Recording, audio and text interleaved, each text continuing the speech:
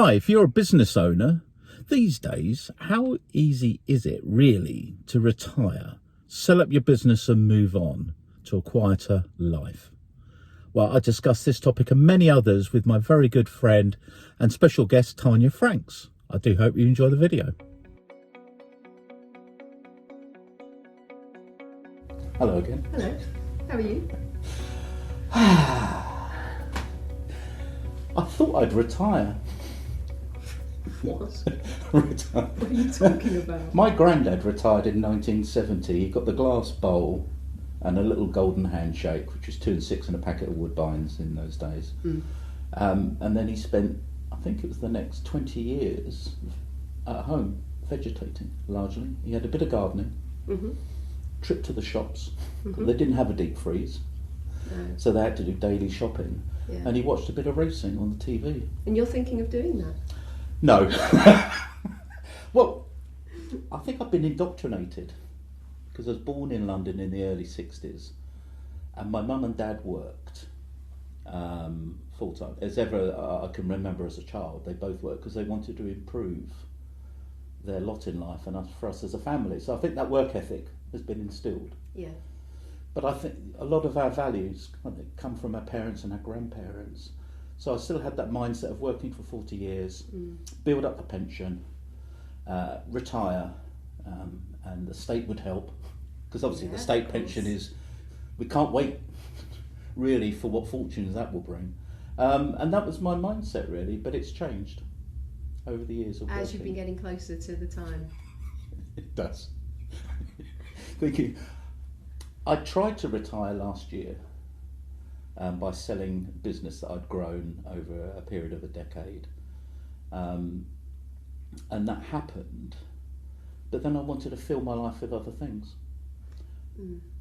It was not, I thought just doing a bit of gardening, some projects, and I started that way, but I ran out of projects. Koi fish was another one. They're very coy until you get to know them. Yeah, I realised I missed the hustle and bustle of business. Yeah. And certainly the second half of my business career, the last 20 years, I've been helping people sell their businesses and move on, finish one chapter in their life and start a new one. Yeah. And I want some of that. Yeah. And I thought, well, that'd be fine. I'll get a chunk of money, would be financially secure, can really do what I please. We could do lots of travel, hammocks in the Bahamas on a beach, and having someone bringing cocktails to me in the hammock. Yeah. But it gets boring. Well, that becomes the job. Yeah. I think, in some ways, I think I've always been scared of retirement since I was at school. So, I think it's retirement. Surely is taking on a new mantle in life. It's taking on a new role. It's taking on a new perception of what your day to day is, and actually. I suppose, I mean, as an actor, actors don't generally want to retire. No, they don't, do they? No, they don't. They keep Actors going. generally keep going, and I think it's because, admittedly, we live in a very insecure profession. There are people that do leave the profession earlier in life because of the insecurity of it, and that can be very, very taxing and very draining for some people. If, however, you do have a career that sustains, you do it because you love it, and it's important. I believe, and I feel that it's important for human beings to do what fulfills them on a daily basis. If it fulfills you to lay in a hammock every day and have a cocktail, then fantastic. It's all right for a 4-week holiday. It's all right for, yeah, exactly. But I think that probably doesn't fulfill many people on a day-to-day basis. And human beings work on the basis of challenges. I mean, speaking about the non-profit that I've started, Elimsha, which is about brain health. Yep. brain health is encouraged by the new challenges we take on, by learning new skills, learning new things. And it's a fallacy that we need to give up. We don't need to give up. We need to keep challenging it. And our neurons and synapses keep going until into our 90s. They keep reforming, and our brain still keeps so forming. It's that grey matter that needs exercising still. Yeah, the grey matter, the white matter, is, any old matter. You can tell I'm not a scientist. Exactly. It's or GP. Whatever matter, it matters. It matters, yeah. And so I, as an actor, the thought of retirement fills me with fear. Can't you see it as a permanent resting? Because I know actors between jobs. That's the worst call thing. it I'm resting. Yeah, I mean that is what it becomes. You're right. That is what it becomes, and for an actor that doesn't sit comfortably. But it's the same with business owners as well. They find a sense of identity and purpose in what they're doing. They are they're the legend in their own lunchtime, an owner manager. They are the centre of the universe for a small group of people called staff. And business owners do want to exit and take the cash off the table and finish one chapter in their life and start a new one. But quite a proportion, I found from experience, chicken out. They lose the courage to do that, usually last minute, which is rather frustrating if you're selling their business, because what they associate retirement with, or selling the business, is retirement, and the next stage after retirement is death. Yeah, right. And I suspect scientifically there's some truth to that, because the average age expectancy, if you stop doing, if you've led a busy life, and then you stop. I think I used to work for a bank, and there was a statistic that went round. I don't know why my bank put it round, that a bank manager's average life expectancy after they retired from the bank was 2 years after. Gosh. I don't know why the bank put that out. Gosh. Well, they didn't want people to retire, obviously. But it's the same in the business world. That there is a fear that your life will change. You won't be at the centre of this universe that you've created. You'll be an average Joe. And I went through the process of selling up last year. And I did do some private consultancy work, business consultancy work alongside for a couple of years before. Because I tried to learn from some of my former clients' mistakes. I thought, I'm not going to fall into that trap. I'm going to have something going that I can then focus on once I've sold the business. Yeah, it's really easy to say, and it's really easy to see on paper. It's really hard to live, because once you've sold up, and I'm still connected with the business, I'm a minority shareholder, but I have no involvement operationally, and that's hard as a former founder. To let go, because it's your baby. Well, it's a grown-up child now. Yes. But it's also been your identity. It has, yeah, and it must be like your acting roles, because if you go in different programs, different productions, you're a different character. Yeah. I have found it really hard to find a new identity, because my identity was associated with what I was doing and the company I was running and fronting. And with a signature one day, that was all signed away. Yeah. So I did have some private consultancy, but I've gone on because that wasn't enough. Yes.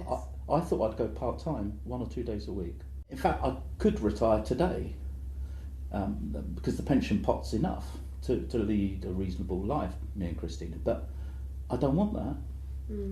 I actually want to be stimulated. I want to have things that interest me and do things that I never had the time to do when I worked for a living, proper job. And so now I'm a non-exec for 7 other businesses, non-exec director. I'm also involved with 3 charities, a not-for-profit, one charity, one cancer charity.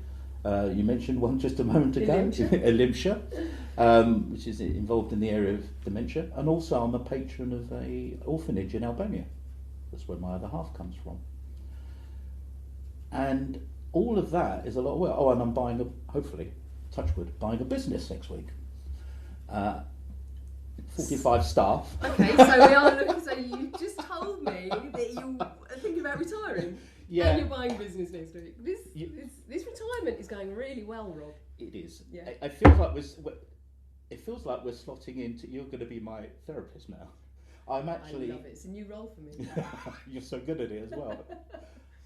I am. I have to confess. I've discovered I'm a workaholic, and it is an addiction. I love work. Always have since the age of 18. Yeah. When I became a little junior in the bank. Yeah. I do love it because I love being with people. And now I have the financial option not to work. I still want it. And in fact, I'm as busy now as I ever was when I had a proper job. Yeah. But the difference is I'm filling it with stuff I enjoy, and I only work with people I like. I have that luxury and privilege now, and doing things I really want to do. So it has changed, because if I don't want to work with someone, I don't have to work with them. No, that's right. You've made choice. You've given yourself choice, haven't you? Yeah, and doing the activities I want to do and that sort of things. But that actually makes it worse, because when you're doing things you're having fun and you love doing, it's not work anymore. It should never have been work. And I want more. I've really early on in my life, well, going back to school, and this is, I do go, not much has changed about me since I was at school. Right. I fathomed very early on, I can remember being in the classroom at the time, talking about whatever subject we were talking about, and suddenly it dawned on me, I had this revelation that I thought about the adults that I had in my life, the people I knew around me. And I looked at what being an adult was about. And I think I must have been about 13, 14 at the time. I looked at what being an adult was about, and I went, hold on. Being an adult seems to be about doing a job for 8, 10, 12 hours a day, 5 days a week, and then you go home and then you rest, or you play, or you go out and have fun. Well, hold on a minute, what about if your job means you can go out, play and have fun? That's it. And so I looked at my life at that age. I'd always loved drama, I'd always loved acting. It was something I knew I always wanted in my life. And it was at that point where I went, I'm definitely doing this. I'm definitely doing this. That's a big gamble, though. It took courage. But I knew what was my choices were. I can remember my mum saying to me, would you be prepared for the fact that you might not be able to afford to eat anything more than beans out of a tin in a bedsit? And your answer was? Yes. Wow. I'm prepared for that risk, because if I hadn't tried it, I would never have known. Yeah. So it was worth me trying it, and worth me pushing through that to make it work, because it was the thing for me that it gave me such happiness and such love. Yes. That why would I ever not want to feel that love? So here's a question for you then. It's a bit of a red pill, blue pill moment, isn't it? If you didn't make that affirmation to go into the acting profession, what would you be today, do you think? Well, I used to say that if I wasn't going to be an actor, I would be a tennis player. Oh, right. That wasn't because I particularly played a huge amount of tennis, but I used to love it. Yeah. The fact that I only grew to 5'3" probably wouldn't have helped me in the ranks against people like Venus Williams. However, on saying that, it was. I'm definitely somebody that likes to be challenged as a human being. By the same token, I'm also a chicken about things. There are some things I'm a chicken about, but the things that I love opportunity, and I love seeing opportunity and thinking, is there something in this? Is there something in making an opportunity work? And unless you step inside that opportunity, you don't know. I can't imagine there being a time in my future where I will be able to look and say, I don't want to step inside an opportunity again. And for me, work has never been work. I've never treated any of my contracts or any of my jobs as work. I use it as a term of phrase at times, but most times I will say, well, I'm in rehearsals this week, or I'm in rehearsals for the next however long, or I'm filming, or I'm going to be on stage. So, I very rarely say, well, I'll be at work. But there'll be people listening to our conversation thinking, I'm in a place where I don't want to be, doing a thing I don't want to be doing. Yeah. Are we saying, or are you saying, change? Take the step. I think if one is in a situation where one feels one wants to change and is afraid of change, then sometimes to look in the mirror and say, is this a fear? Yeah. Or am I genuinely okay with this? If I'm okay with this, then all right, fine. You have to want to change anything. Yeah.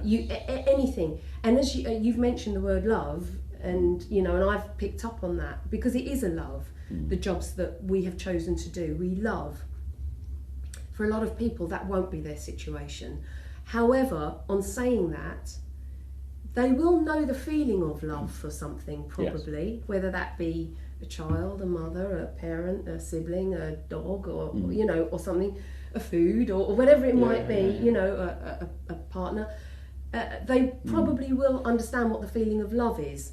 And so therefore, if you look at anything in life and you want to change because you feel that what the situation you are in is not working for you, then it's about finding the way to step outside the box, and that is scary. It is scary. It is scary, but when you do it, I always think I look to the very end of my life, and I've done this with many things. I look to the very last days of my life, and I go, on my deathbed, do I want to look back and say, I just wish I'd tried that? So rather than say, I just wish I'd tried that, I'd rather try it and see what happens. Yeah, because we're a long time dead, right? Yeah. And I've regularly, over the last 20 years of working with business owners, I do get people at events I'm speaking at come up to me and say, I'd like to be a business owner, but I'm an employee, I've got a job. Yeah. But I'd love to be my own boss. So when I hear that, I say, why? What's motivating you? And they usually mention common things, freedom, and I try and hide a smile. Freedom, being able to take as many holidays as I like, unlimited earnings potential, and the ability to make decisions. So I say, most of those are myths. I've worked for myself for many, many years, and you don't have the freedom to take as many holidays as you like. No, that's right. In fact, if anything, you could be working 24/7. Yeah, the certainly demands will be higher on you. So I give, a bit like your mum did with the can of beans. Yeah. I have a similar thing with people who've got jobs who want to resign and do something. I say, look, don't resign, but actually start something on the side. It's not competitive and not against your employment contract. But have an interest, see if it flies. Well, see if you really do enjoy it. Yeah. See if the grass is greener on the other side. If it is, just keep it small. If it's a business, does it make money? Because you might have a great idea, but if no one's willing to part with their hard-earned cash, it ain't a business. It's a passion or a hobby. So I've always recommended that someone tries something alongside without. Then they're reducing the risk, aren't they, of failure? But I usually encourage people to experiment because we don't know how long we've got on this planet.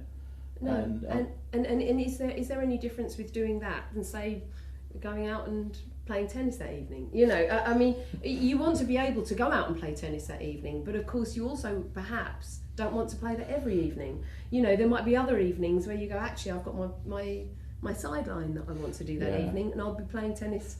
But on Thursdays and Tuesdays, and maybe do the business on Wednesdays and Fridays. or the new project on Wednesdays and You Fridays. shouldn't have let Hyatt worry about tennis playing, because Yvonne Goolagong, who was my favourite in the 70s, she was great, she was wasn't 5'3". Oh, there we go. And There she we beat go. Billie Jean King. Yeah, that's very true. That's true. Yeah. I suppose for me, probably the acting took over. The passion of acting took over. Yeah. But yeah, it's, and I do honestly. You started having this conversation talking about retirement as well, and I do think that we are living in a society. The Western world is very dictated by finances, and a society structure means that if we can encourage people to retire at a certain age and almost see it, and let's make this, let's put a label on it, or let's package it up nicely as though it's a treat, as though it's something to look forward to, and that actually what all you're doing through your life is, you're working, and then you can retire. And so what if you pop it at the age of 35, 40, or become ill? That means that if all you've been doing up to that point has just been working, doing a job where you haven't been happy in, there is that thing where you say, society tries to dictate because it really helps the financial business of this country. What, to have tax? pensions, to have pensions, to have insurances. Oh, I see. Yeah. It really helps the financial institutions of this country and the Western world. This is not just this country, the Western world. So if we can encourage human beings to live within a certain structure and make it seem like they're going to have a nice treat at the end of it, you could have made the choice as an individual to have treated yourself every day of your life. And by treating yourself every day of your life may mean taking risks. Yeah. But you will also get the rewards. Yeah. And therefore, those treats will come along a lot earlier. And therefore, by the time it comes to the point of where we think about retirement, there won't be a label on it anymore, because you will still be in a mode of, I'm still, I have choice.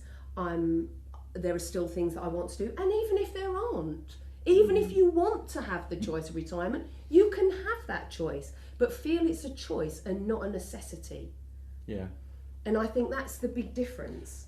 We push it as it's a necessity for people. That, but that's when you calm down, and why do you want the pressures anymore? But that's actually, if you find that balance in life much, much earlier on, then by the time it comes to retirement age, you have choices. You don't have to retire. You don't have to change things if you don't want to. You might take on new projects. You can still earn money if you want to. You can still have family. Add value to things. Yeah. Do you know what? I think you're spot on, Tanya, because I've always said that plan for tomorrow but live for today. Because you're right, life can change for many people. Look what happened with COVID. Overnight, it changed for people. People lost their jobs overnight. People, had to fall back on their own savings if they had them. The people that didn't, the government had to step up and pull out, and they didn't manage to reach everybody. But it helped some people. It happened overnight. Yeah, for sure. And look at the poor people in what's happening right now. Oh yeah. With Russia and Ukraine. Yeah. I mean, there's these things, we don't know what's going to hit us. We don't know what's going to hit us in the next hour. We don't know what's going to happen at any given moment. So really, this is all we have. The now is all we have. So what you've been describing there, I've encapsulated in my mindset. I have this thing going on about creating a living legacy. Because what's the point of leaving a legacy after you're dead? So I'm in the process the next 10 years. I've got I'm building a living legacy because I want to enjoy it. Yeah. As opposed to being 6 foot under. and leaving stuff for other people. So that means getting involved with charity and not-for-profit work. It means getting involved with other people's businesses if I've been invited in to do so, to add value. Yes, it does mean going, we've got a place over in Albania. I love being on that, over there, in the sunshine, the beach, the boat, being in the water. It's part of life. Yes, I do work while I'm away. Yeah. You know, I do fire. I am limited by Christina, 2 hours maximum a day. Okay. Then the laptop screen goes down. Okay. Usually be with Christina's hand. But it's a lovely, you're describing this sort of blend. You can blend your work in with other stuff, and if you love doing your work, that's even better. Yeah. But I think there is this fallacy that we have to keep working 24/7. I get it a lot with business, smaller micropreneurs, smaller businesses. They're working 24/7, literally, almost. It's the responsibility, isn't it? And they're working out fear. Yeah, responsibility. They're scared, they're worried, they're fearful. It's all about, certainly in the early days for starting up a business, and I've done it 4 times now. You don't feel that you can actually have time off or time down. You can't take a holiday. And we fear failure. Yeah. And so people will put themselves under a huge amount of responsibility and stress to avoid failure. Yeah. And of course, if you're a business owner, unlike me, who is self-employed, but I don't have people working for me in the same way, that you know, if you've got people working for you, you're also carrying the responsibility of other people too. And so, you know, that I can see why it drives people to 24/7, but that's why it's also, like you say, when people tell us, I want my own business, there are things that you have to accept with that, with the responsibility with that. But then again, I suppose, is it not a similar thing of people choosing to have a family, for example? It becomes a responsibility. True. It is a responsibility, and you take it on. So that's not something that you can necessarily give back at the end. Well, you know, give or sell. You can't. You know, you can't. It's not the same. You are right about the responsibility. The business I'm hopefully buying next week, 45 people. That's 45 livelihoods. Yeah. I feel as an owner responsible for. Yes, because I make decisions. That's right. And if I make a number of wrong decisions, that will have a direct impact on 45 families. That's right. So you are right, yeah. And I think as a business owner, you can have that fear that, and usually, and I've done it myself, you just put more hours on it. So you're waking up at 4 o'clock in the morning and firing up the laptop, and it's still on past midnight later that day because you don't want it to fail. In fact, I've got a client at the moment who said to me a couple of weeks ago, I need to be in the office before the staff arrive, and I need to be the last one to go out, right? Because it shows leadership. And I said, no, it doesn't. So why? Why do you feel that? Why don't you come in at 10 o'clock rather than 8 o'clock? You know, that will make the staff feel empowered, trusted. You don't have to be there. It's like it was an idea back in the 80s when I started working that you had to be at your desk and be seen to be. Yes. But you're the boss. Yeah. Maybe just give them a bit of headroom. Give yourself a bit of flexibility. She needs to do the school run. Yes. Yes. So just work your family life around the business. Yes. Rather than t'other way round. Well, also, if you're carrying the responsibility of other people's livelihoods, this is where it comes down to, I keep coming back to this word love in this, weirdly. You know, I wasn't expecting to be talking about this today. But we've known each other for so long. Such a long time. It was only a matter of time. I think the word love actually does encapsulate so much, because for somebody that is taking on, say, 45 livelihoods, that responsibility, if you love that responsibility, and this is the thing, people generally have families because they love having family. They love being in that environment. They love having that around them. Yes. They love being responsible for it. If you love that responsibility, there's no reason why one shouldn't do it. if it's causing you terrible heartache, stress, and there are ways of changing that, that's a different thing. That can come with all roots of love. That's true. It can. Yeah. So therefore, it's about navigating the journey. It's always a journey, and I think one navigates themselves through it. One looks at the positives. You keep the positives. Something comes in as a negative, you change that negative. And I always believe that when you're starting to feel unhappy about something, and that unhappiness or that uncertainty becomes prolonged, it's probably a signpost for change. And it's up to you whether you make the choice as to whether you follow that new signpost or not. You know, and it does mean sometimes self-reflection, it sometimes means bravery. But it's often worth it, because it does often mean that something new will open up that you didn't expect to happen, and new positive comes into your life. That's the part of joy of it, though. Yeah. But in your own life, do you think that you've got that balance kind of in the right equilibrium? Yes, I do to a certain extent, and I say that because I feel I am generally a happy person by nature. You are. That doesn't mean to say that things don't allow me to feel unhappy, because they do at times. But again, if I feel that it's a prolonged unhappiness, or I feel that then I have to look at it directly in the face, and I have to look at myself, and I have to say, this feels and looks like this is a signpost for change. Right. And therefore, am I brave enough to make that change? Whatever that may be. That may be moving on in a home situation. It may be moving on in a professional situation. It may be taking some time out and seeing how the land lies a little bit. You know, perhaps not jumping for me, because of course our contracts are often, you know, sometimes they're long-term contracts, but sometimes they're very short-term contracts. So it might be saying, okay, do you know what, I'm not going to take those particular jobs at this particular time. I'm going to sit out for a little bit, see how the land lies, and see what other opportunities come my way, or I can nurture.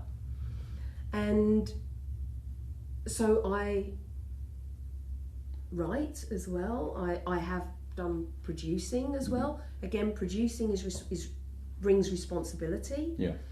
But at times I have felt it was the right thing for me to do, because it was the right strategy for me to create a new project for myself, where it may have been that, say for example, as an actor, you don't always feel like you have control.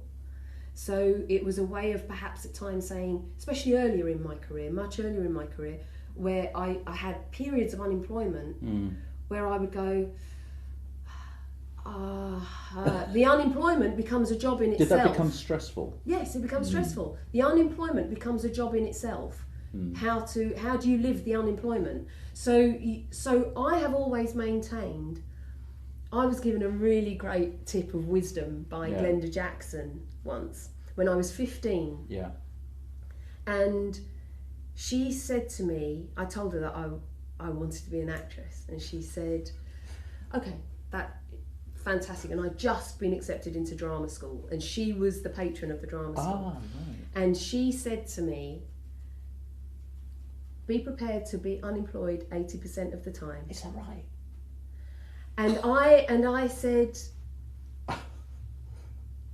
that's fine. Wow. Yeah, okay, I'll take that. The words were, be prepared to be. Yeah.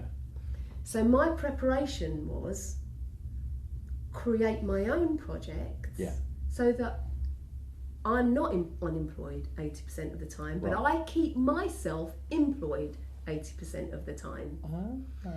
From the point of view of saying, actually, it may not necessarily be that I'm making an income at that time, but I'm making an investment in myself that then the income will pay off, because if I create a project, then the income will come from that, because people will see me in it, I'll be able to put myself out there, and you're making an investment in my own business.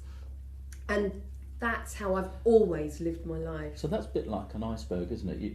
What people see isn't really what it is, because most of it's underwater. Yeah, that's right. But supporting it. One thing I have struggled with, and I'm still in that process, so is once I've sold my business, is finding a new identity. Mm-hmm. So how do you, in your profession, if you're switching roles and doing different things, how do you change your identity in your head? To a new character, you mean? Yeah. Absolutely. It's a new project, roles, different character. So you're playing the role of somebody else. Sure. So whenever I walk into a new job, and as I say, it can be, you could be on a job for a week, you can be on a job for a day, you can be on a job for 4 years. You know, it can really vary.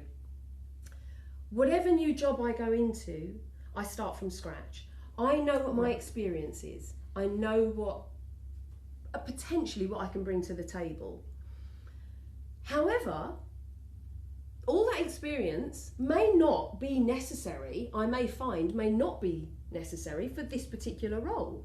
So therefore there are tools, of course, that one uses to create a new role, but you are working with a team of people, usually, every time. So therefore you've got a new team of people. That means adapting personalities. That means you're finding your feet again all the time. You're always finding your feet.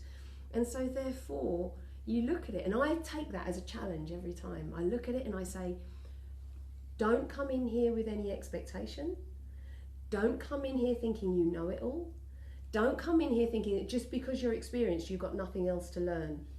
You've always got something to learn. Right. And you've always got a new challenge. And I very rarely take on roles that don't challenge me in some way, because I like to learn from what I do. So if I'm taking on a new character and it's somebody that's quite far removed from me, I'm learning new things about the human psyche, or I'm learning new things, you know, and that's what I love about it. Because I'm thinking of business owners that are listening to us. Yeah. That is very much in the business owner's mind, is once I've finished that chapter and the door's shut behind me, I've got the rest of my life. What do I do? Where do I get a sense of purpose and identity from?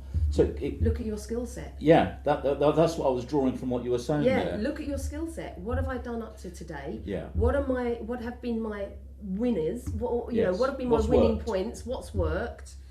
What hasn't worked for me? Yeah. What in that skill set can I lift out and perhaps start a new thing with? Or is there something else that interests me or has interested me, where you can say, okay, I, just from my experience of creating that particular business, from my experience of working with those particular people or in that part of the world, or you know, in that environment, or the stress of that situation, how can I alleviate that stress again in future? If you look at that and say, okay, what have I got there? But you know, there's this one thing I've always loved, I don't know, whatever it might be, I've always loved art, or I've always loved, I don't know, whatever it might be. Tennis. You know, do I want to make a business out of tennis? I've never thought of that before, because I've been playing it for all these years and I love it. Is there a business idea out of this that I'd never thought about before? Wouldn't that be cool if actually I create a business around what I love? Yeah. And surely you can create that at any age. Yeah. Well, that is the perfect mix, isn't it? It's the perfect mix. Surely at the age of 75, if you still have an interest in something, and you want to have a new challenge, or you want to start a new business, why not? Well, look, there was a British tennis player, male tennis player, that's now got a whole street nationwide of gyms and sports centres. Yes, exactly. Across the country. Yeah. But he started as a tennis player. There you go. There you go. And I think if we take ourselves out of the box of society and take ourselves for ourselves, our individuality, and then see how our individuality mixes with other individualities, then we realise that we all have something to offer, and we all have something that we can still challenge ourselves with. And yes, I completely understand and get why people want to retire to spend more time with their family, or spend more time with doing things that their work life may not have allowed them to do. Yeah. However, if you are somebody that loves a challenge, or still loves business, or still loves that element of your life, retirement shouldn't mean that you have to give it up if you really don't want to. And there's a way of finding a balance, and maybe it's scaling it down, but maybe it's saying, I'm going to leave that one behind, I've done that one. But what it's allowing me to do is to open up a new, maybe it's a creative project that you've never done before. Maybe it's something that you can use artistically, you've never explored that about yourself. Whatever it is, maybe it's nurturing other people, maybe it's mentoring, maybe it's whatever that might be. It's your experience can be used still. That's what I love doing, because when I'm mentoring, coaching and training people, you're there for a period of time and then you leave. You add value. That's right. You ask a lot of questions, get them to think perhaps in a different way, and then you leave. I haven't got their business to run. No, that's so it's right. perfect for me. Yeah. But is there one sort of pearl of wisdom that you would share, or just on this topic, because I've got one in my head as well. Okay. That you'd want to leave the audience with, sort of one observation or thought that sort of wraps it up. Regarding retirement? Yeah, just this whole area of retirement, balance, going for stuff. Yeah. I would like to think that I will continue to enjoy every aspect of my life. And so that includes my professional life and my personal life.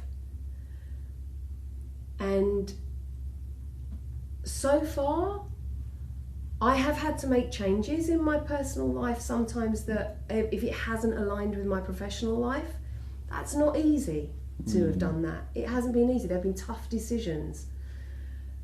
But I've done them. Yeah. And it's been the right thing for me. And people that I have been part of that with me have accepted my journey. Right. And other people have also had to make choices for their life too that will impact my life. That's okay. Because we are individuals. We are not all alike. Yeah. And just because society has told us to live in a certain way, it doesn't mean to say we have to. And my thing has always been, the big word for me in my life, and will continue to be, is the word choice. Right. Always look at your choices. Always look at the fact that we have choice in every given moment. I have a choice now while I'm sitting here having this conversation, if I wanted to have this conversation, or I could just get up and walk out. Yeah. If I wanted. That's my choice. I'd have to finish it off. You'd have to finish it off. You'd have to wrap it up on your own. As I Tanya would have said. That's right. But it's my choice. Yeah. My choice as an individual is, no, I want to be on this journey with you in this chat. So it's my choice to stay. But we, each of us, have the choice to walk out the door if we wanted to. Yeah. Choice for me is the main thing. And then you look and you say, then you realise what are the things you choose to do. What are the things you choose on a daily basis? Who are the people you choose on a daily basis? If people have the freedom to walk away from each other tomorrow, do they choose to stay or do they choose to go? Well, I mean, I can't top that. I definitely agree with you. I think a variation, my final thought is, just do it. I've made loads of mistakes. I've made loads of errors of judgment in my life, but it doesn't stop me giving something a go, because actually I've had more successes than I have had failures. And I encourage anyone to just try something. Yes, if you can do something alongside to mitigate some of the risks, then fine, that makes sense, particularly if you've got financial commitments or relationships. But just do it, experiment with it, have a go. Because you don't know. What's the worst that can happen? No. Someone says no. Because one thing that does unite us, apart from paying tax, Yeah. is dying. We're all going to not. Absolutely, it's the only certainty that we have. Yeah. So why not just fill the time that we've got, the living legacy? That's really my mantra now for the foreseeable. Just leave a really positive, enjoyable, fun legacy. Business, work, pleasure, whatever it is, just do it. Nothing worse than someone sitting at home saying, and you hear them saying, I could have been, I wish I had. Well, why didn't you blooming well do it? So, on that happy note. Thank you. And I do like your mum with her tins of beans. And I met your mum a couple of times. Yeah. I can hear the same. Thanks, Tanya, really appreciate it.